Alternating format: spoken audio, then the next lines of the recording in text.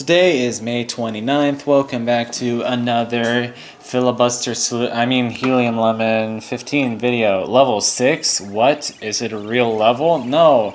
It's Hyper Zone because that's what the final boss fight is called, because they consider it like a different... I don't know. I guess it's more convenient that way. You can select the final boss from the world map instead of having to trudge mank through the DDD fight every time. I don't know why I said Beetlejuice. It's 11:37 on May 29th. It is 11:37 p.m. and that is the time. I don't know. I guess I usually record these late at night. I mean, I could record them in the morning if I want, but it's kind of like, oh, record them like when stuff isn't happening. I don't know. So this is Dark Matter, and as always, this final boss fight is in two phases, and the first phase is where I suck and die a lot. So as always, we're cutting out a lot of death here, and I must have been trying this final boss over and over for 20 minutes, but I don't know, I just cut most of it out, I guess. Here we go, we're speeding through it, and oh, I got past this guy on the second try. Oh yeah, die, you monster. I could have fast-forwarded through this. Why didn't I? Okay, whatever. Yeah, basically the same as in Dreamland 2. Not a lot of changes, except the second phase of Dreamland 2 is now the first phase of Dreamland 3. So what are they gonna do? The second phase of Dreamland 3 is gonna be the first phase of 64? Well, whatever. Anyway, we blew that guy up to smithereens.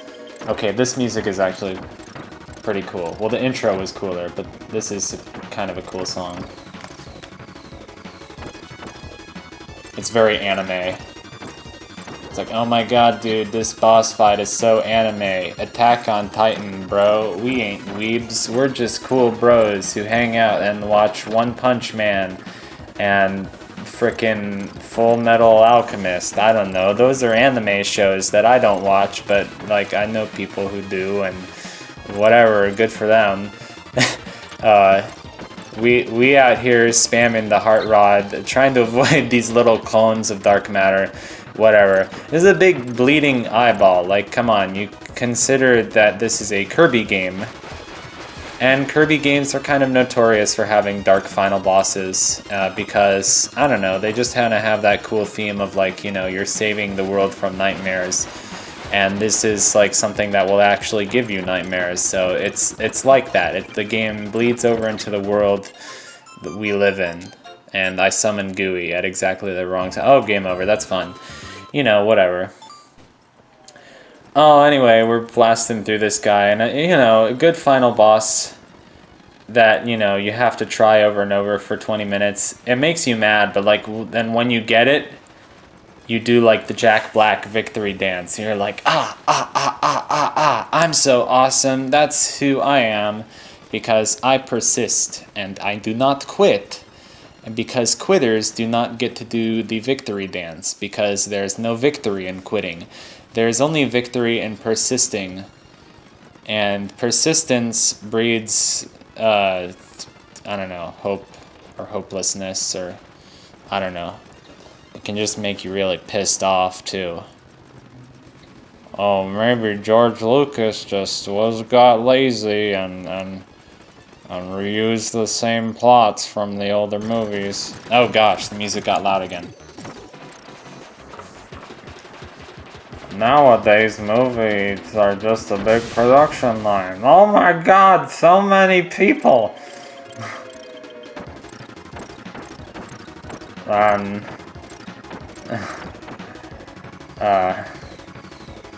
Kristen Wiig is obviously the Peter Venkman of the group. He's kind of a stuck-up Ivy League graduate. And then clearly Leslie Jones is the Rick Moranis character. I don't remember his name. What is it? It's something Tuller? Anyway, Ghostbusters is a great movie. It's also great to see my, you know, native New York. To see Lincoln Center and Central Park and like the turf in which I stomp around. Not my stomping grounds, just my stomping turf. It's very turf-like. It makes me want a turf boards for my turf. There was a good joke. I'm glad I made that joke. You see, we're all friends here. We're all a big happy family, a big old Gryffindor. You know, we sit around and we drink butterbeer, and occasionally the poor little Pabst in there make the conversation a bit more interesting. And then we talk about, you know, oh, that one time I really burned some pantyhose by accident because I set the washing machine on fire.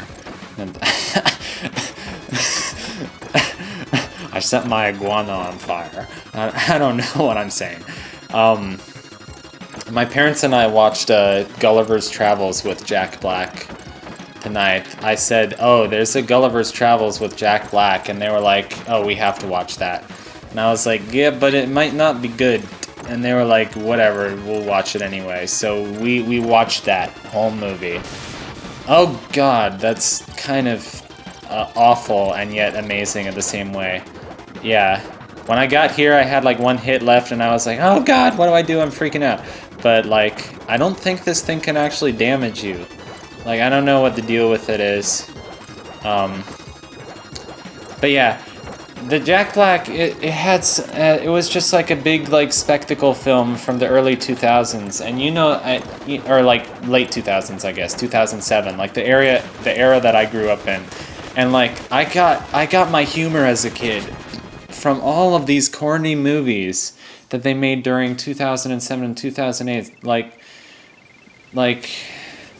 that one where Robin Williams becomes the president by accident. Or like that one where, like, I don't know, Cats and Dogs. Like, you remember Cats and Dogs? Like, I grew up watching those movies, and it was all like this crass, crude humor because like people started being like, oh, that's what kids like. And I don't know, it's not like people just started making dumb movies, but it's like easy to make fun of them because it's like those were the ones that I grew up with, and like I didn't really care back then, but like now watching something is like, oh, I grew up with this stuff and it's really terrible. But it wasn't like completely terrible. It had its moments of cuteness, and like I like Jack Black. Jack Black is like always ready to rock out, and like he's kind of like me in that way. And, like he's a bit like chubby, doesn't really care about it. Like I'm chubby and the girls still like me, I think. I don't know. This is a really dope credits sequence, I will not lie. But they are pretty much stealing it from Dreamland 2. I don't know. Anyway, this game is just Dreamland 2, but better and cooler, and with a console that actually supported more than 5-minute levels. You know? It's actually like a 2-hour game instead of or maybe 3, I don't know, 3 or 4 hour game instead of like a 1.5 hour game. That is such a cute picture of Ado. I don't know, like I'm not like into waifus and all that, but I don't know, something about it, it's just the right mix of like tomboy and like really cute and positive. And now I'm gonna get like all emotional. Oh, Jun Ishikawa, you did good. I think Jun is a girl's name because Jun Chikuma is a woman. Like, I don't really know. Jun could be a guy for all I know. But it's and another Jun because Jun Chikuma did the music of Bomberman Hero. And like Bomberman Hero is such a mediocre game. And like I know that now because like I have my analytical mind turned on and I'm like, okay, I've played a bunch of games, so I actually give a crap about like which ones are bad and which ones are good. You know, I'm past childhood in that sense, which is not a terrible thing. It's like now you can filter through stuff and say like, oh, I really like that. That's a good thing. I want to hold on to that. But you know, it's like also the crayon style is dope. I love the crayon. I forgot what the hell I was talking about. It's like, oh, something, something, something, and brownies. The Strong Bad's kitchen table. Oh, Bomberman Hero. Yeah, Bomberman Hero would be such a forgettable game without its soundtrack. Like, the soundtrack really makes the game. Like, can you imagine Bomberman Hero with, like, a more traditional, like, you know, Legend of Zelda or Bomberman 64 type soundtrack? Well, Legend of Zelda is actually one of my favorite. Legend of Zelda gets weird, it gets experimental. But like with a more traditional soundtrack, it would be such a forgettable game because it's a weird, it's like a mediocre game. I don't know, but it has a very weird quirk of its own. So I'm talking about Bomberman Hero instead of talking about this game. I don't know what my problem is. This is such a beautiful ending screen, and wait for it.